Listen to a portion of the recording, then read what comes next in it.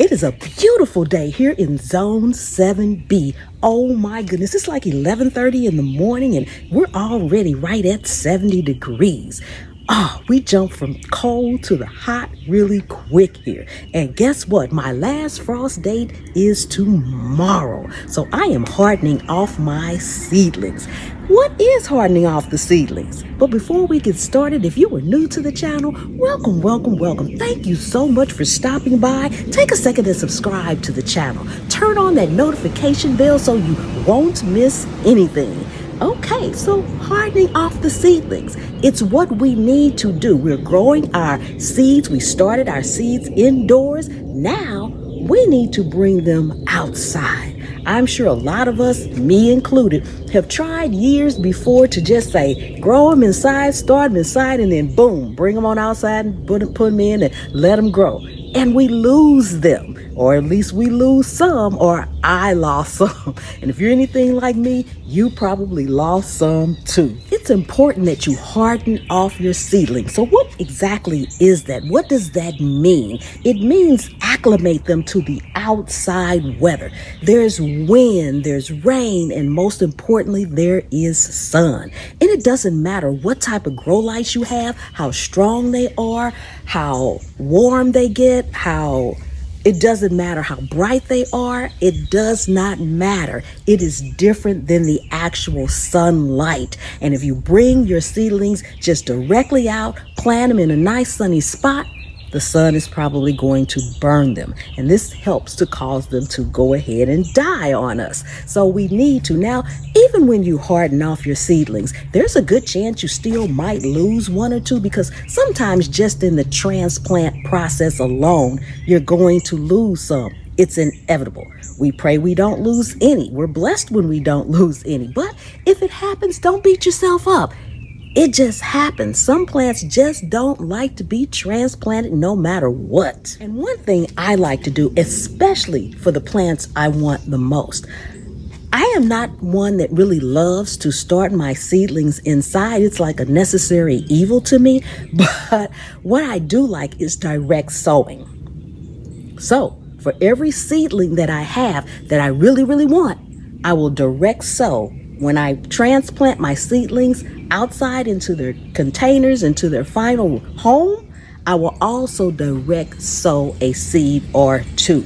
Because for whatever reason, when I direct sow, it grows. It doesn't matter what time of year it is or whatever, it just grows. So I guess you say, why aren't you just direct sowing? Because this gives me a jump on the season. I still can't direct sow until after my first frost date. I still can't direct sow until the soil warms up. So that leaves me direct sowing. Like last year, I direct sowed my tomatoes, but I didn't direct sow them until like the very beginning of June, where if I had a jump on it, then they would have started growing and producing much earlier than they did. Now I had a wonderful harvest all the way up until Christmas time. Okay. And actually, when I took them out, I still had some buds and flowers coming on them, but it was time for them to go because I had other plans for the garden. I've already brought my seeds outside. I'm going to show those to you in a minute. But what you want to do is, as you can see, it's sunny out here, but where I'm going to put my seedlings is a nice shady spot. It's light, it's bright, but it's not in the direct sun. You need to do this over a course of days. Now, if you're working and you say, well, when can I bring them out? You do not want to bring them out the first day and leave them all day. So if you have a day off or a weekend off, start bringing them out at that time so you'll have a couple of days to bring them out. Check your weather, watch your weather. If you're going to still have a cold, really day or something like that, don't bring them out. If it's extra super windy, you might not want to bring them out that day either. Rain, as long as you don't have a storm where it's knocking things over and stuff like that, you have a normal rain, that rainwater is good for them and they will love that. So if it rains, let it rain. That's fine too. So the first day you want to bring them out for about an hour, no more than 2 hours, in a nice bright spot, but give them some shade. And if you don't have a shady spot, maybe put an umbrella up or some kind of shade cloth over them, but they still need to be out in the elements. Then move on to day 2. Day 2, you want to do it for 2 hours or 3 hours. If you did it for an hour and a half, maybe 3 hours. You want to gradually increase it, preferably in increments of 2, until you get to the point where you're at the 8 hours. And once you get to 8 to 10 hours, at that point, you want to leave them out overnight. You want to leave them out for a 24-hour period. Let that happen for 2 to 3 days, and then you want to go ahead and transplant them. Pay attention to your frost date, because you want to start acclimating them maybe a week or two before your frost date. My frost date is tomorrow. I'm just starting. I'm running late myself, but that's okay. I'm going to do it. I have the time to do it each day, and so I'm not so worried about it. I typically try to start my planning around the 15th of April, give or take, every year, so I'm right on target for what I like to do and when I like to plant. But you want to gradually do it. Don't just bring your plants out there in the morning, walk away, and go get them in the evening. Yes, it's a lot. It's back and forth, but hey, chalk it up to exercise and get your plants out there. They'll love you for it, and you'll love them in the end. So let me show you where I have mine. So this is where I have mine. As you can see, it's just on a table. I do have an umbrella on this table, so if it gets really sunny or something, I can always raise that up. I have them on a tray, so I just brought them out on a tray. The ones that are still in the muffin tins, I just brought the tin out, set it down. You don't have to bring them out one by one. You don't have to sit them in any special place. They're going to stay here.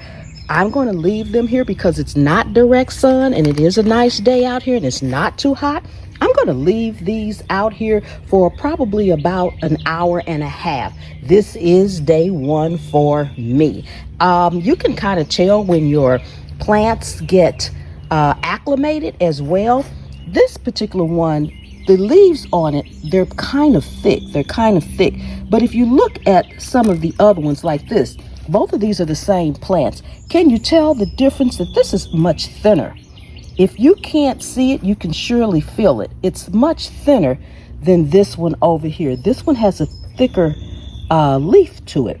And as they get acclimated, the leaves will be a little bit thicker than what they normally are. I have a lot of my peppers out here, my tomatoes out here, my hibiscus out here, and a couple of herbs. I've got some basil out here as well. I've even got some watermelon out here. So these are the seeds that I started.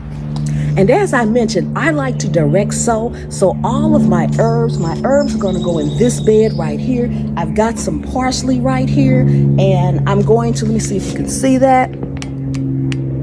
I've got some parsley right here. This parsley was from last summer, and it survived through the winter, through the frost, through the freezing, and it's growing tremendously now. I've planted some more. I'm going to direct sow all of my herbs, or not all of them, but quite a few of my herbs in the rest of this bed. I will be direct sowing other things simply because that's the method that I like the most. So harden off your seeds. Don't forget.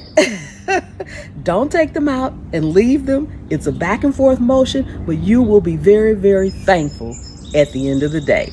And I will see you next time. Remember, anywhere you can sit a pot, you can grow a plant. And I'll see you on the trail.